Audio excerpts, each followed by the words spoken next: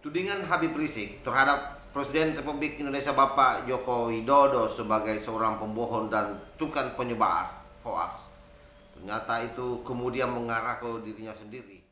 Dalam Munajat Akbar 212 kemarin jelas bagaimana Rizik Syihab di dalam ceramahnya mengatakan bahwa jangan sampai kita kemudian yang menyebarkan hoaks, ataupun misalnya kita yang diserang dengan hoaks, maka jangan dilawan dengan hoaks, tapi dilawan dengan kebenaran. Nggak boleh kita menyebarkan berita dusta, berita bohong, berita hoax, nggak boleh. Maka itu kalau Anda marah, Anda kesel, Anda kecewa, ada berita hoax menjelekkan ulama, menjelekkan gerakan Islam, saudara, lawan dengan berita yang hak, saudara. Hoax lawan dengan yang hak. Jadi jangan kaget kalau ada orang kerjaannya ngebohong. Bangun tidur ngebohong, pagi ngebohong, siang ngebohong, sore ngebohong, tiap hari ngebohong.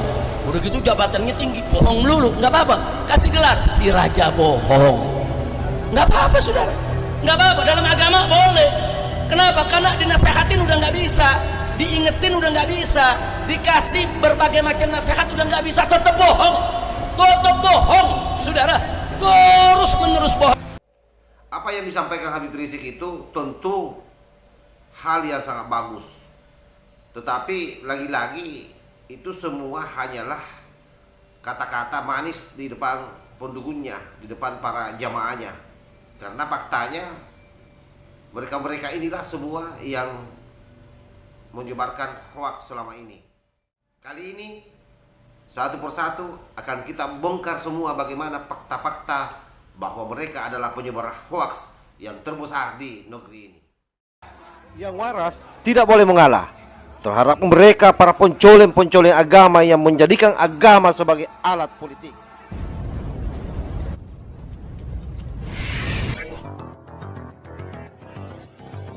Bismillahirrahmanirrahim. Assalamualaikum warahmatullahi wabarakatuh. Om Swastiastu, Namo Buddhaya, salam kebajikan. Sahabat-sahabat Tolang Sembilang yang saya hormati dimanapun juga berada, pagi hari ini beredar video di mana Habib Rizik dengan tegas mengatakan bahwa kita tidak boleh menyebarkan hoaks. Dan saya kira yang disampaikan oleh Habib Rizik ini sesuatu yang sangat bagus. Tetapi faktanya kemudian kalau kita melihat ke belakang, justru tukang hoaks adalah mereka-mereka. Dan termasuk saya kira Habib Rizik sendiri adalah salah satu produsen hoaks yang terbesar di bangsa ini. Nah, coba kita urai satu persatu. Di mana letak saya mengatakan bahwa Habib Rizik ini adalah salah satu fakta nyata sebagai orang yang menyebarkan hoaks. Nah, ini bukti videonya. Anda tidak terima urusan Anda, karena Anda yang menarik saya kemarin. Pernyataan di depan sidang dicap orang nggak baik. Bahwa wali kota Bima Arya, wali kota Bogor, sekaligus sebagai kepala Satgas COVID-19 di pengadilan yang mulia ini telah melakukan kebohongan di atas kebohongan. Yang kedua, apabila Habib menyampaikan saya berbohong, itu silahkan, itu haknya Habib. Tapi saya punya bukti-bukti melalui video yang bisa saya sampaikan tentang kesepakatan apa yang kita sepakati di hari Jumat. Menyatakan terdakwa Muhammad Rizik bin Hussein Syihab alias Habib Muhammad Rizik Syihab telah terbukti secara sah dan meyakinkan bersalah melakukan tindak pidana turut serta melakukan perbuatan dengan menyiarkan pemberitahuan bohong dengan sengaja menerbitkan keonaran di kalangan rakyat. Saya kira jelas bagaimana dulu waktu terjangkit COVID-19 lalu kemudian mengelak bahwa dia tidak mengalami COVID, dan itu jelas kasusnya waktu itu tersidangkan di waktu terjadi di daerah Jawa Barat, di Bogor. Yang kedua, ini betul-betul kita akan urai semua ini. Yang kedua, bagaimana kemudian Haikal Hasan yang tega berbohong membawa nama Rasulullah saat terjadi meninggalnya 6 laskar FPI. Coba kita simak kembali bagaimana berita waktu itu, supaya kita tidak terkesan sebagai penyebar hoaks, karena pada prinsipnya mereka adalah penyebar hoaksnya. Nah, ini kita lihat beritanya lagi satu, si Haikal Hasan ini. Polda Metro Jaya memeriksa Haikal Hasan terkait kasus pencatutan nama Nabi Muhammad yang ia sebut bertemu dengannya dalam mimpi. Rais bersama saya kata Rasulullah, Andi bersama saya kata Rasulullah, dan Gaddafi ini saya saksi mereka bersama Rasulullah Sallallahu Alaihi Wasallam. Wal munfiqu sil'atahu, dan orang yang melariskan dagangannya, termasuk melariskan propaganda politiknya. Ojo dipercaya, sekelompok itu berkali-kali berbohong. Demi Allah di kubur ini, demi Allah di waktu hujan ini, tiba-tiba nggak lama Rasulullah datang. Rasul dawuh, kami bersama kamu, kami bersama organisasimu, demi Allah. Selain itu, kita kenal yang namanya Habib Bahar kan, yang juga salah satu ulama muda, habaib muda menurut mereka yang sangat digandrungi oleh para kadrun. Bagaimana kemudian dia dipenjara hanya karena kasus menyebarkan hoaks pada saat ceramah Maulid waktu itu terkait soal meninggalnya 6 laskar FPI. Nah, saya kira fakta-fakta ini harus diungkap ke permukaan. Nggak boleh kita menyebarkan berita dusta, berita bohong, berita hoax, nggak boleh. Maka itu kalau Anda marah, Anda kesel, Anda kecewa, ada berita hoax menjelekkan ulama, menjelekkan gerakan Islam, saudara, lawan dengan berita yang hak, saudara. Hoax lawan dengan yang hak. Habib Bahar, gimana nih jamaahnya nih? Habib Bahar, gimana nih jamaahnya nih? Bahar bin Smith dituntut hukuman 5 tahun penjara dalam kasus dugaan penyebaran berita bohong atau hoax dalam ceramahnya di Kabupaten Bandung, Jawa Barat. Beliau ditangkap, beliau dipenjara, 6 pengawal beliau, 6 laskar beliau disiksa, dicopot kukunya, dikuliti, dibakar, mereka dibikin seperti binatang, saudara-saudara.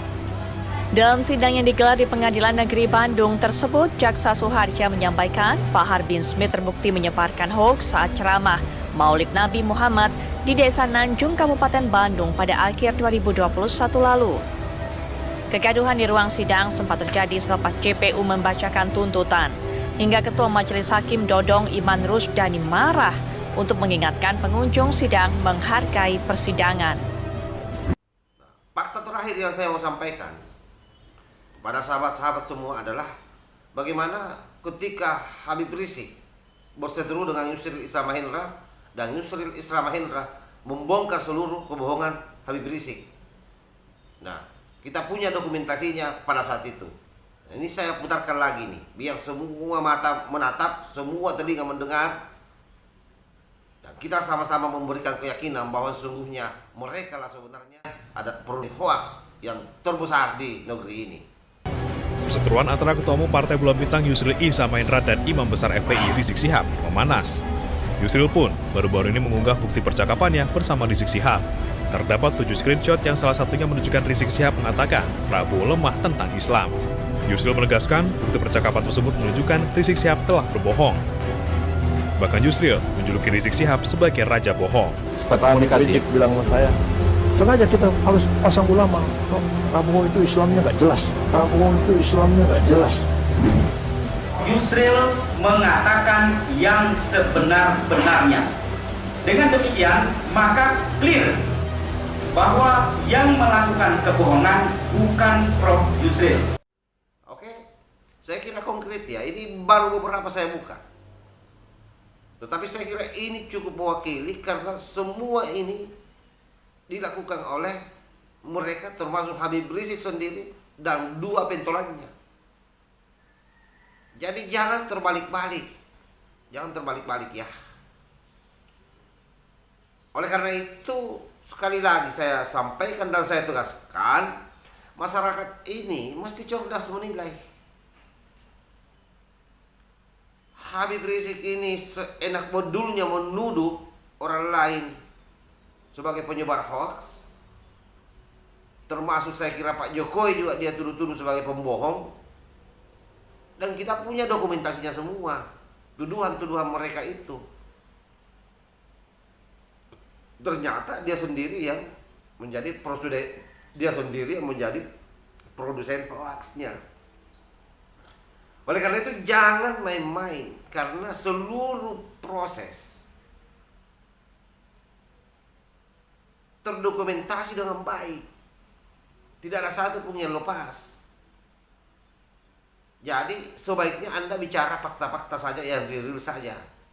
Oleh karena itu saya awalnya berharap bahwa Munajat Akbar 212 ini hasilnya pasti akan bagus. Ternyata hasilnya adalah